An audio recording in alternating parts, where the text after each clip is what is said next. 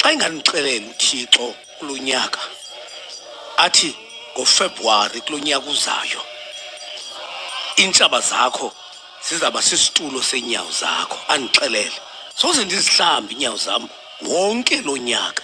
Cingi ingazihlambi tu wonke lo nyaka, mane ndizifutha njengekawusi phinde ndiyikhulule, fune ndizifuthe njengekawusi ikhulule, ndingazihlambi.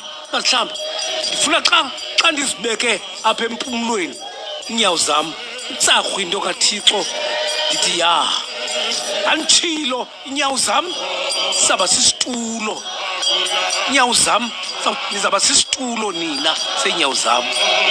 Itsarhu into kaThixo okokoko ithimle ibeke inyawo obhontsa babonke. Ngelo xesha aqhuma obhontsi hleli phaa kwedini ngejusi yam, mane ndibhekabheka.